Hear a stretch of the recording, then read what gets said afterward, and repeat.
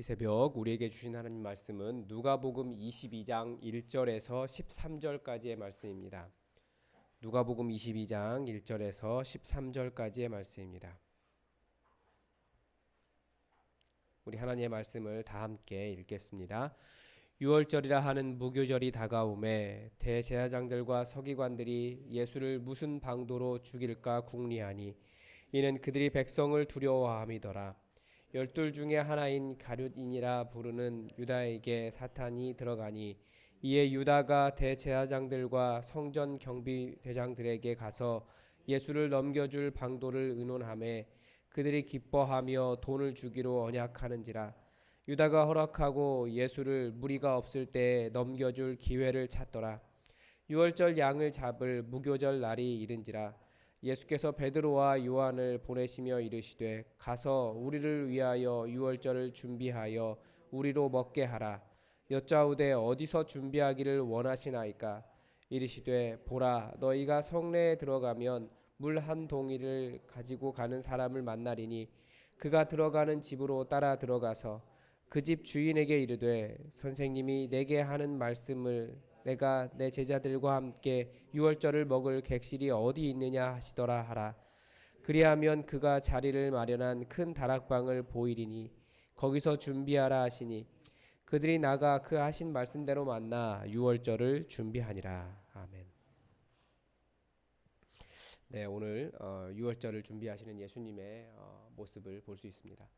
그리고 또 그날 예수님을 배신하는 가룟 유다를 또 볼 수 있습니다. 유월절이라고 하는 무교절이 다가오매라고 되어 있습니다. 우리가 이제 유월절과 무교절을 잘 구분을 못하는데 구약 성경의 개념에 의하면 유월절은 하루입니다. 그러니까 일주일간의 무교병을 먹는 무교절이라고 하는 절기가 시작하는 전날, 그날이 유월절입니다. 그래서 유월절은 하루고 무교절은 7일입니다. 그런데 누가복음은 보면 1절에서도 그렇고 다음 단락에서도 그렇고 무교절과 유교절을 같이 쓰고 있습니다. 그 이유가 아마 초대 그 예수님 시기 정도 돼서는 이 유월절이 여러 모양으로 발달을 했는데 그때쯤 돼서는 유교절과 무교절이 이렇게 구분되지 않고 같은 말로 사용되었다, 뭐 이런 이야기들을 하더라고요. 그러니까 이게 누가가 구분하지 않은 것도 있고, 그리고 그 시대가 또 이 유월절과 무교절을 명확하게 구분하지 않은 것도 있습니다. 그런데 아무튼 구약적인 개념으로는 유월절은 하루고 무교절은 7일입니다. 그래서 저녁에서 시작해서 다음 날 저녁까지가 유월절입니다. 그러니까 하루 종일 먹는 거예요. 밤새도록. 그래서 저녁을 기준으로 시작을 하니까 그렇게 7일을 하루가 유월절이 됩니다. 그리고 이때 우리가 이 무교절이 다가오는데 이때 가룟 유다가 예수님을 팔 생각을 합니다. 대제사장들과 서기관들도 예수님을 팔고 예수님을 죽이고 싶었지만 무슨 방도가 없었는데 가룟인 유다가 유다에게 사탄이 들어가면서 이런 일들이 가능해졌습니다. 이제 우리가 가롯인이라고 생각하는데 가룟입니다. 정확한 발음은 이스가리옷입니다. 이스가리옷 그 히브리어에서 이쉬가 사람이란 뜻이거든요. 그래서 무슨 사람이에요? 도시 사람이라고 되어 있습니다. 그래서 이스가리옷, 그래서 그 예수님의 제자들 중에 다 갈릴 사람인데 이 사람만 도시 사람이다. 보통 이렇게 이야기합니다. 그러니까 도시의 사람인 유다, 이렇게 봅니다. 그리고 뭐 여러 가지 그 해석이 있는데 이게 지금 가장 설득력이 있습니다. 그리고 이 유다에게 유다가 대제사장들과 성전 경비병들에게 가서 예수를 넘겨줄 방도를 의논했다라고 하는 것을 보면 이렇게 찾아간 거죠. 그런데 사탄의 열매는 인간이 맺는다라는 것을 볼 수 있습니다. 사탄은 우리 속에서 역사하지만 결국 그 열매를 맺는 것은 인간이에요. 그런 면에서 우리는 끊임없이 공중권세 잡은 자의 영향력을 느끼죠. 여러 가지 그 내적인 그런 갈등들이 있고 나의 이익을 위해서 그렇게 하는 일이 있지만 그 열매는 결국은 사탄의 탓이 아니라 인간의 탓이 됩니다. 인간이 그렇게 맺는다라고 하는 것을 볼 수 있습니다. 어쨌든 그들이 기뻐하면서 드디어 예수님을 잡을 수 있는 기회가 되었다라고 하면서 이제 유다에게 허락하고 유다가 그것을 돈을 받기로 허락하고 무리가 없을 때, 좀 사람들과 떨어져 있을 때 예수님을 넘겨줄 기회를 찾았습니다. 참 안타깝게도 그때가 예수님께서 기도하시는 순간이었다라고 하는 것이 더 많이 안타깝죠. 이제 7절에서 다시 한번 나오죠. 유월절 양을 잡을 무교절 날이 이르렀다. 보통은 이게 날이 좀 애매합니다. 어떤 사람은 목요일이라고도 이야기하고 어떤 사람은 수요일이라고도 이야기합니다. 그런데 목요일이 더 맞다라고 많은 사람들이 이야기하는데, 이 성만창도 그래서 주로 요즘은 목요일에 하는 교회들이 가끔씩 있습니다. 그러니까 금요일에는 예수님이 십자가에 못 박히신 날이고, 목요일이 그 성찬식을 하는, 성만찬을 하는 그런 날입니다. 그래서 성만찬을 목요일에 하는 그런 경우들이 있는데, 요즘 코로나 때문에 참 쉽지 않은 것이, 어떻게 판단하기 어려운 것이 지금 현실인 것 같습니다. 근데 예수께서 베드로와 요한을 보내시면서 말씀하셨습니다. 우리를 위하여 유월절을 준비하여 우리로 먹게 하라라고 말씀하십니다.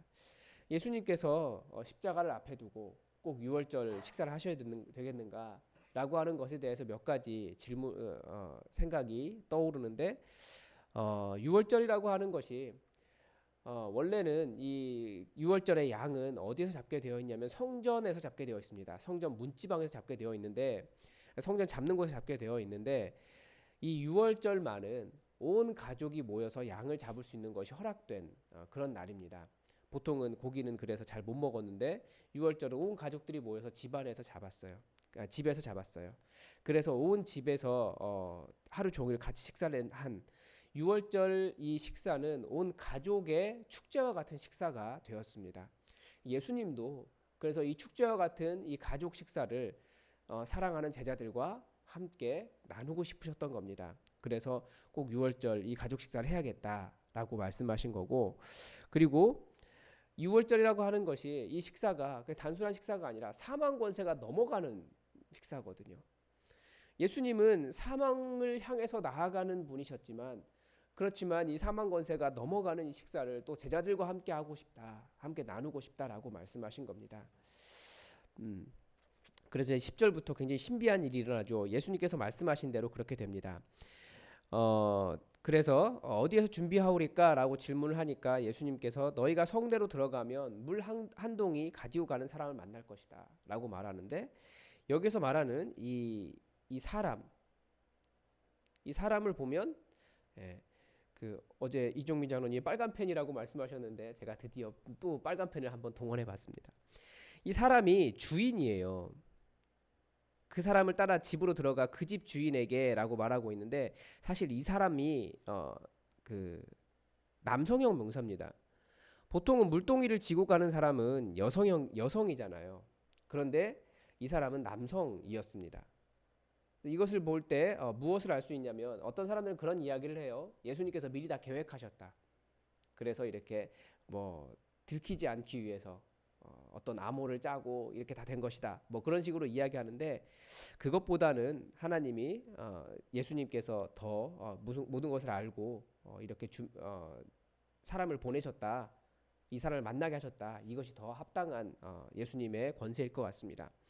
그래서 물동이를 가지고 가는 남자를 만난다고 가르쳐 주고 있는데, 남자가 물동이를 지고 가는 것이 그렇게 흔한 일은 아니죠. 그러니까 누구든지 알 수 있었던 일이에요. 많은 여인들 중에 한 사람이 아니라 그 물동이를 이고 가는 한 남자를 만날 것이다라고 말씀하셨습니다. 그래서 이게 전설로는 어떤 이야기가 있냐면, 이게 이제 마가의 집이다라고 하는 전설이 있습니다. 그래서 이 사람은 마가의 아버지였고, 그리고 마가의 집에 가서 그 다락방에서 예수님이 유월절을 마련했다. 유월절 식사를 할 수 있도록 준비를 했다. 이런 이야기를 합니다. 그리고 13절에서 그래서 이것이 더 뭐라고 할까요? 어떤 그 예수님의 역사를 믿지 않는 사람들이 말하는 그런 그 뭡니까? 예수님의 어떤 계획, 아니면 미리 짜여진 것, 이런 것보다는 말씀 분명히 이야기하고 있어요. 그들이 나가 그 하신 말씀대로 만나서 유월절을 준비했다라고 말을 하고 있습니다. 그래서 분명히 예수님의 말씀이 성취된 것, 예수님께서 아셨다라고 하는 것을 더 강조하고 있고, 이제 유월절을 준비를 어떻게 합니까? 유월절은 이제 양을 잡고 또 예수님 당시에 유월절의 풍습은 쓴 나물을 같이 먹었습니다. 그 나물을 이렇게 또 준비를 하고 그런 과정을 거쳐서 예수님께서 제 아들과 함께 유월절 식사를 할 수 있도록 준비가 되었다라는 것을 본문 속에서 보았습니다. 우리가 묵상을 해야 되는데 잠깐 몇 가지를 좀 짚고 넘어가면, 먼저는 유다는 예수님을 왜 배반했는가라는 문제입니다. 사람들은 유다가 예수님을 왜 배반했는가에 대한 여러 가지 그 답을 내려고 유다의 마음을 해석하려고 노력을 합니다. 왜 그러냐면 최근 여러 가지 뭐 유다 복음서 뭐 이런 것들 발굴되고 그러잖아요. 발굴이라기보다는 그건 몇백 년 뒤에 유다를 변호하기 위해서, 아니면 사람들 심리가 좀 그런 것 같아요. 유다를 뭐라고 할까요? 좀 좋게 이야기해 보려고 하는 사람들이 나타나더라고요. 그렇게 해서 만들어진 위작인데, 그런 것들을 통해서 유다를 좀 합리화하고 예수님을 조금 더 폭력적인 사람으로, 팔아 넘길 만한 사람으로 뭐 이런 식으로 표현하려고 하는 그런 분위기가 최근에 좀 있습니다. 근데 성경은 분명히 유다가 예수님을 판 것은 사탄 때문이라고 이야기합니다. 그리고 초대 교회의 그 복음서인 요한 복음은 6장에서 분명히 유다의 배신을 그건 믿음이 없는 것이었고, 12장에서는 유다의 탐욕과 정직하지 못함이 그가 배신자의 역할을 하게 되었다라고 본문은, 성경은 분명히 가르쳐 줍니다. 그래서 제자에게 이 믿음 없는 문제, 그리고 제자가 탐욕이 있다라는 것, 이것이 언제든지 예수님을 팔아 넘길 만한 걸림돌이 될 수 있다라는 거예요. 그래서 우리가 예수님 따라가는 제자인데 정말 믿음이 있는가? 아니면 우리가 탐욕이 있는가? 우리를 깊이 되돌아볼 필요가 있습니다. 그리고 또 하나가 사탄도, 제가 볼 때 사탄이 여기서 약간은 좀 어리석다라는 생각을 했습니다. 사탄은 이 예수님의 계획을 끝까지 다 몰랐던 것 같아요. 사탄이 모든 것 다 알고 굉장한 영적인 능력이 있는 것처럼 우리가 착각을 하고 있는데, 보니까 아니더라고요. 사탄도 자신이 그렇게 유다를 이용함으로써 결국은 하나님의 큰 계획 안에 있다라는 것을 사탄이 몰랐다라는 거죠. 그래서 사탄은 계속 우리의 삶을 어렵게 만들지만 하나님은 그 모든 것을 변화시키셔서 하나님의 큰 계획 아래 하나님의 역사, 하나님의 구원의 역사를 이루신다라고 하는 것을 본문을 통해서 좀 저는 깨달았습니다. 다시 오늘도 여러분 함께 눈을 감고 묵상하시기 바랍니다. 우리가 성경을 읽었는데 그 읽은 시간만큼 눈을 감고 묵상하십시오. 왜냐하면 성령님께서는 말씀을 통해서 역사하시기 때문입니다. 여러분 마음속에 성령님께서 역사하세요. 분명히 오늘 들은 말씀 속에 여러분들에게 하시는 말씀이 있습니다. 성령님의 여지를 두셔야 됩니다. 그래서 성령님께서 역사하시도록 하시는데, 중요 질문은 이겁니다. 예수님은 어떤 하나님이신가? 그리고 또 하나, 그 예수님께서 내게 무엇을 말씀하고 계시는가? 예수님의 음성을 들으십시오. 그리고 오늘 본문을 통해서 그 예수님께서 왜 이 땅에 오셨을까? 그리고 왜 내게 오셨을까? 다시 한번 생각해 보시기 바랍니다. 그리고 이것을 꼭 기억하십시오. 예수님은 우리를 너무나 사랑하신다는 거예요. 너무나 사랑하시기 때문에 이 말씀을 주셨는데, 어떤 사랑을 우리가 발견할 수 있을까? 우리가 한번 말씀 속에서 다시 한번 우리 성령님께서 우리 가운데 말씀하시는 그 음성을 들으시기 바랍니다. 다 함께 기도하겠습니다.